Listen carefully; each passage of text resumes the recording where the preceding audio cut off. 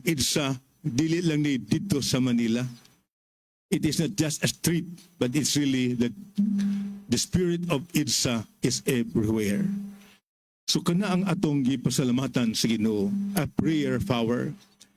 Nindot kayo na itong mga panahon na ang pamalandong katong pagtuo nga makabuslot sa atop. No? Dapat itong Ebanghelyo bitaw, di ba? Na nagdala sila og paralitiko, di na sila kaagi sa pultahan, unsa ilang himo, dito sila sa atop, ilang hiye, buslutan.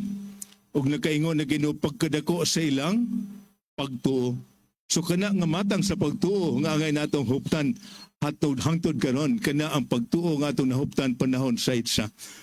Pagtuo nga makabuslot sa atop. Dili makababag kanato sa pagpatunhay, sa kaligdong, katarong, sa gasa sa kinabuhi, pagduol kanato sa ngato sa atong Ginoong Hesukristo ang tigsangyaw sa maayong balita. So kana ang atong huptan, pagtuo nga makabuslot sa atop.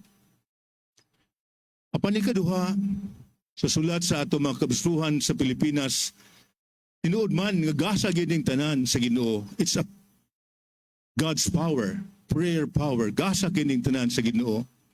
Apan sa dagan sa panahon, ang atong wala na ito mapuy pagayo ang atong responsibilidad sa pag-amping, pag-nurture, pagpalambo nining gasa diya sa atong kinabuhi. Munang dapat usab kita hinulsol. O haom kayo kay karon, Kwarisma, 40 ka adlaw, panahon sa pagpamalandong, panahon sa pag-purification, panahon sa paghinlo, panahon sa paghinulsol. Atong mapamalungan o hinulsulan ang atong nangahimo nga napalayo kita sa diwa sa EDSA nga atong dadawat 40 ka tuig na ang nilabay.